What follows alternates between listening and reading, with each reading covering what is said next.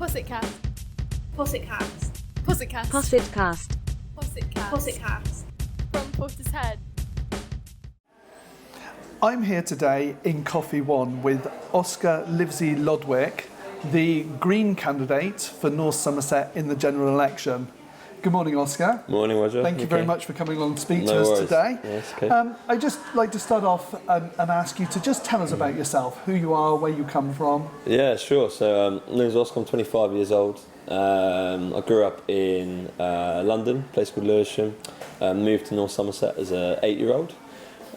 Firstly to Western, and then moved over into Livesey, where I've been sort of ever since. Obviously, I've gone away for university and to work in North London as well. But yeah, living in Livesey has been a massive part of my life. Went to school, Backwell School, which was brilliant, great sort of typical secondary state school with good sport, good music, really nice like classroom atmosphere. So I owe a lot of my sort of political interests to going to school in Backwell as well. So what's weird now is I'm actually standing against one of my teachers for the Workers' Party, Sunil, which is brilliant. But yeah, no, I love the area, and I've played cricket over in Long Ashton, so I'm still sort of, since I've moved back to the area, quite an active member of different sports clubs.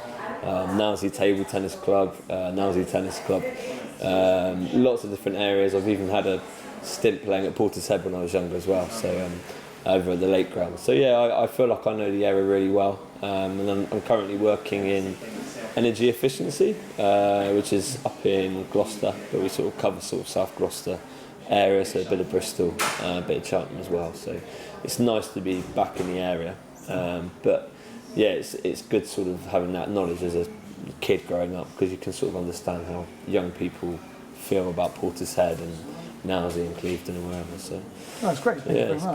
Good. Yeah. So tell us, why is it you want to be our MP? Pretty simply, it's we're in a position at the moment where for a long period of time we've had sort of copy and paste national policies brought to North Somerset, which don't necessarily work. And you know as well as I do that we live in a very unique part of the country. The southwest as an area is unique in its own sort of way. We've got 40% of our land is agricultural or green belt, and protecting that is really, really important to me. It's something I don't think some of the other parties have given enough care, and with housing developments and business developments. So having someone who's genuinely passionate about protecting North Somerset, I think is really important, and that feeds into sort of local issues and trying to give people a local voice. So obviously councillors on North Somerset I know do an amazing job in terms of reaching their community, but I think for maybe a long time we have maybe we've had an MP or a structure where there's not been enough emphasis on voicing our concerns on high streets and buses and banks and stuff like this. So for me it's mainly about just reaching back to the people, but truly doing it in a way where you actually know what you're doing, rather than sort of again bringing in national policies. So And obviously I couldn't get you along here today without asking you about some policies which are much more local to Portishead. So really I think the people of Portishead would like to know where you stand and where the Green Party stand on the Portishead rail link. Yeah, so for a long time obviously it's doing a bit of door knocking through this campaign. It's something which comes up quite a lot, and I think obviously we've had the MP in for 32 years and there hasn't been a great deal of progress really on the project. From what I'm aware, funding at times has been available. There's been various blockages and stuff in the way, which, if I'm being honest with you, I don't fully understand why that's happened. But with obviously HS2 and other nationwide rail projects, funding for regional sort of projects like Portishead Railway have been sort of pushed back, which is a real shame. And what we will probably need to do, I know as a Green Party nationally we're very keen on nationalising the railway, getting rid of the private companies which are taking money out of it, so the dividends out of the railway, which is a massive issue, and that's why we lose that feel-good energy towards the railway. So I'm passionate about public transport. I use the bus and the train more than I do a car, and for a long time now Portishead's bus service has been pretty poor, and when you think of the size of Portishead, so 25,000 so people, and they've got a couple of buses into Bristol, to Clevedon, and no railway, it makes perfect sense for a number of people who live in Portishead to have a railway into Bristol where a lot of people work. So it's I think more than other places in the area, it's somewhere which really needs to look at for public transport. So I'm in absolute support. I don't know how we actually go about making it happen, because I think until you have government who are really passionate about public transport, it's going to be hard to actually get that change across.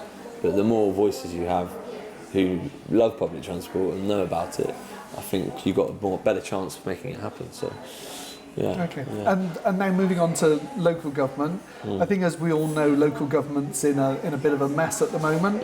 It feels like it's been cash starved for quite a number of years now. Yeah. And we've seen increases in council tax and decreases in services. So what sort of plans do you and the Greens have to resolve the situation and the problems that we've got with local councils going bust? Yeah, I think if you look at it from a wider point of view, it's the structure of councils generally is kind of flawed in terms of nationally. We have an issue where money is structured and siphoned off into certain areas where it has to be spent. So as a councillor yourself, Roger, you have all these ideas and dreams and what you want to bring to Portishead or to Nowes or wherever you're standing. But the reality is that the money, is there in some places, but it's actually trying to empower a local council to have more say and more sort of a devolution sort of style sort of theme, where you've got more of a say of what to do for the area you represent. And that comes from hopefully a change in government. But for me, empowering local councillors to do the best of themselves is really important, because at the moment I think, from what I'm seeing, there's a certain limit of what you can actually achieve as a councillor, and that's not good enough. And then it doesn't help when we have people who don't trust the council to do what they're elected to do, which is a big issue. But there's obviously lots of small issues that are going on at the moment in terms of you could put parking charges and stuff like this. But the way I'd view it is a parking charge is being looked at, like, because of you said, because they're starved of cash. So it's a solution, but obviously it's an unpopular solution with people in the area. But all I would say is, there's a reason behind these ideas, and I think at least we have a council in North Somerset who work really hard for their individual constituencies and their people. But I think it's about reaching a compromise on these issues. We have to work together rather than against each other, which is, I think, is something which both Greens, Portishead Independents, Tory, Labour, Lib Dems, they all try and get to some sort of agreement. But for me, it's all about giving more power to the councillors. They need more control of what they can do for them. I hear from councils all around the country, to be totally honest, that their big ask of the next government is multi-year settlements. Because we get the settlement just before Christmas, and we have to get everyone's bills out in April. There's a big ask out there for central government to actually tell us what we're going to get for the next 3 years. Is that something that you could support? Definitely would support that, and then again, that's getting it to the areas of society which need it the most, and stuff like early care for the elderly and the disabled, or social care, basic social care for people. We have. I've got a couple of friends who are very linked to the SEND communities, so people with disabilities and special educational needs, and they feel really, really disappointed in the lack of support they receive, like a basic level of support. It does exist, but it can be so much better. And like you just said, having that plan in place means that you can actually prioritise those areas. So, yeah, absolutely. Yeah.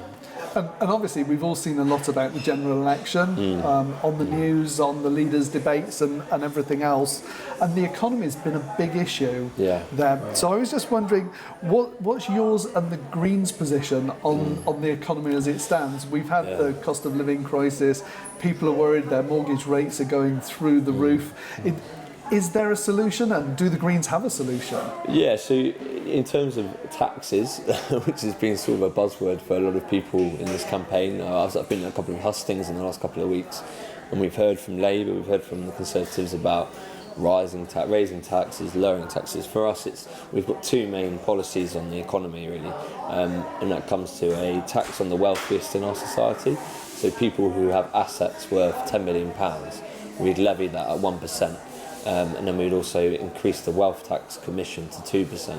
And hopefully this combined with a big sort of green policy, which is a carbon tax on aviation, or any industry involved with producing carbon emissions, which would be sort of a massive revamp, which Labour have come out and said they would support in the past, pre-election. They've now gone back on that, obviously, during the campaign because of their stance of trying to be central, which I understand. But yeah, those two policies, the carbon tax is massive, and that doesn't only help us as a society, as a climate, as a planet, but it'll be able to produce money to get into those things we were just talking about and help proper people, real people in Portishead, Livesey, wherever. So it's quite simply not about cutting, it's more about just doing small changes. And there's been a lot of speculation from other parties that how are the Greens going to fund all of this, which at times I think is really valid, but we have had it signed off by experts in finance, so it is possible. It's just outside the box maybe in what's happened before. Okay, that's great. And we're here on Wednesday. It's the election, the day that really counts tomorrow. I've made it. When everybody's going to go out there and put their cross in a box. So it's your opportunity now to just speak to the electors of Portishead and let them know what your message is for tomorrow. Yeah, of course. It's a weird election. We've had an MP of 32 years, which is a hell of a long time.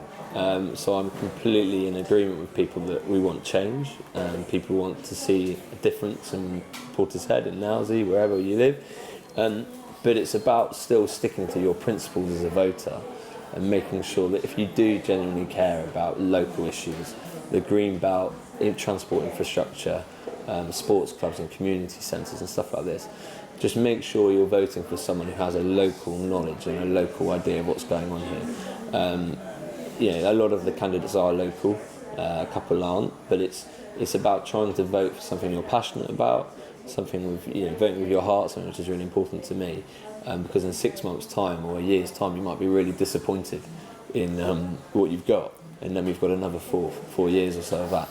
So I think it's tactical voting is understandable. I've got nothing against tactical voting. What I do have a problem with is people ditching what they actually believe in order to vote for something. I think that's really dangerous and not how politics should work. So I'm hoping in Portishead, because I know there are a number of people in Portishead who have green issues at their heart and what they believe in, so hopefully they can stick to it and know they've made a difference further down the line. As a Green Party, we've got 4 target seats. So hopefully, a vote for Green is a positive change, and that's hopefully what I'm offering, really, just an alternative to the other 2 major parties. I will make a mention, just as I'm here, with reform. I'd like to talk about reform. I think it's really, really important that if you're angry at politics and you're angry about the situation we're in, that you can have a protest vote as a Green Party. You don't have to necessarily go to a party which has been involved in scandal this week, and they want to ban migration, they want to ban net zero. These are genuine policies they've written down. So don't just go along and protest and vote reform. There are alternatives to reform, which it obviously annoys me that I find that people have to feel like they will vote for reform as a protest vote. You could vote Lib Dem or Green or whatever as an alternative. So, yeah. All right, thank you very much, Oscar, for coming along and talking to us today. Been Thanks, great Roger. to speak Cheers. to you, You too. and good luck with the election tomorrow. Yeah, thanks very much. Good luck as well to Portishead Independence tomorrow as well in the by-election. Thank you very much. Yeah. Okay.